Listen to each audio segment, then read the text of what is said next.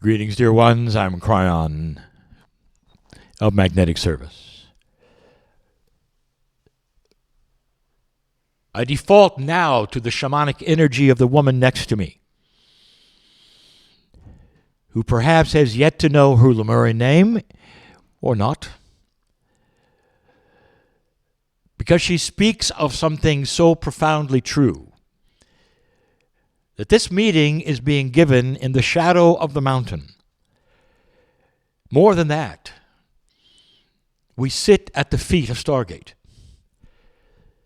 These energies are sacred, and they're not just powerful, for they teach. Energies that teach. This is what people feel. Regular human beings who will come to these areas and sit for a while will not leave the same. And you can imagine in this place, in the now, right where we would all sit, these humans here are not only in the shadow of the mountain, some live here, but also in this place where Stargate, I'll say this, the energy of Stargate reigns here. It is more than sacred geometry. There is a consciousness which is broadcast from this, the Stargate. And let me tell you what it's telling you right now. We speak of star seeds. You might say Stargate is a seed, and it is growing in itself. And the growth of the Stargate is in the realization of the oneness that it has been broadcasting since it was created. I want you to know, dear ones, as a planet, where you are. The seeds were planted, and we spoke of that. The timing of the planting, not that long ago, dear ones. Some say, when you look at science, there is evidence that humans started having 23 chromosomes approximately 200,000 years ago. If indeed that was the date of the beginning of the planting, the actual fruition of that didn't happen till approximately 60 or 50,000 years ago, when humanity was ready and the seeds had been planted. Again, imagine a farmer who is planting a forest. And he does it very carefully, and he blesses every single seed. And his forest has tens of thousands of seeds, and he has to furrow it and get it ready and prepare it, and it's going to take a long time. The seeds are finally there, and humanity begins. In the beginning of almost every creation story, especially the one that so many have been told about the angel who came in the Garden of Eden, one of the primary directives is free choice. That humans finally received their soul and could see the darkness and the light, the duality that is spoken of. And there was free choice then for humans to do whatever they wanted, knowing that there was both sides. We've spoken of this before. They were babes in the woods, very, very new at all of this. And immediately, they made a poor choice. Perhaps you've seen this even in your children growing up. You give them information, you give them wisdom, and they make a bad choice. But in the children's story that has become your scripture, you might notice that they made a poor choice according to that which you read, and God immediately judged them on their choice, even though it was free. Now, that is not what we teach.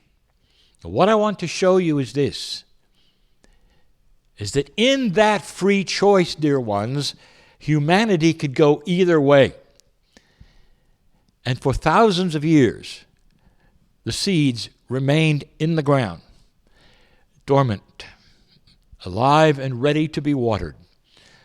They didn't die. Unlike regular farming, there was no life to them that expired over a certain amount of time, and they stayed. As consciousness started to evolve, dear ones, they started to stir. But consciousness has its own timeline based upon the free choice of humanity, and it grew and it grew, and then it started to conquer in war. Most of you understand and know that the marker was set in or about that which is the millennium change, and 2012 being the precession of the equinox measurement. There were those who said, you better get it right by then, because the seeds will start dying.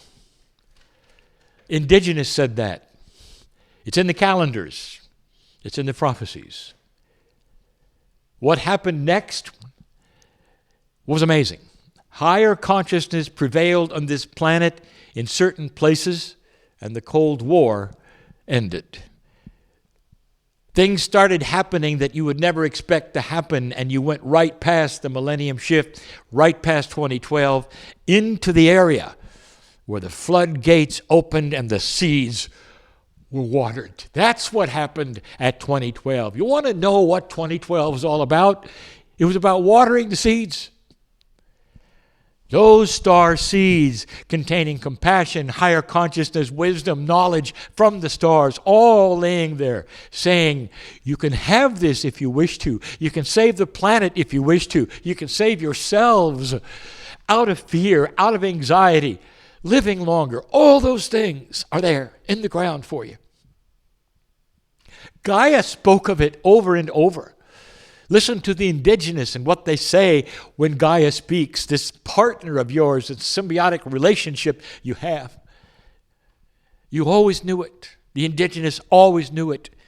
And suddenly the planet has started to become a discoverer of core truth.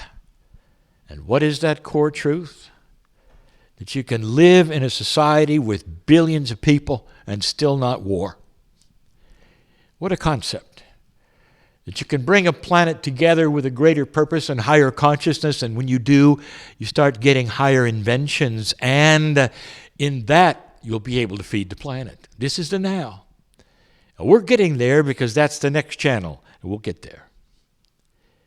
But right now, we're telling you that the seeds were watered in 2012, and it began. The forest starts to grow. The seedlings start to come up, and in the process, consciousness starts to evolve, ever so slowly. One of the things that a higher consciousness brings to this party of seeds growing is many of you old souls are starting to finally remember your Akash. And that means you're starting to know what works and what does not based upon planetary experience. This is a first. And you would say, well, what do you mean it's a first? We always had that ability. Oh, no, you didn't. If you had, you wouldn't have gone to war over and over and over and done dysfunctional things repeatedly and repeatedly. You would have remembered that war is dysfunctional, and you didn't. Now you are. Old souls being born today, young people coming in, are starting to question, ask those, even the adults, to tell them one thing, and they're saying, well, it doesn't really make sense. And that is Akashic remembrance. That is evolution of consciousness on the planet. You're starting to see it, especially in the youth, who are starting to look at things, and instead of accept them as they are, they're questioning with common sense, is this true? Does it feel right? Does it resound to what I know because I'm an old soul? Young people and children walking around this planet don't really know they're old souls. They may not be part of this meeting. Oh, but there is an internal feeling, been here, done that guides them to places that in your generation, senior, you'd never have gone to. This is the difference between those who were and those who are and those who are coming. And it is at the right time. These forests that were planted so long ago are beginning to blossom. The seedlings are becoming more mature. And that is what's going on right now. The confusion, you've never seen this before. How does it feel, dear one, to be in a culture, a society, a planet that has no predictions? You've always had predictions. All the ancients gave them to you, the scriptures gave them to you, this would happen, this would happen, this would happen, and suddenly none of them happened because they were all based on a timeline that ended in 2012. You're in a society now that has no one who is seen as the one who would predict, or the ancients who would predict. There isn't anyone telling you what's going to happen. And the reason? Because you're going to create it. You're going to create a future, and in a moment we'll talk about that no one ever has ever expected.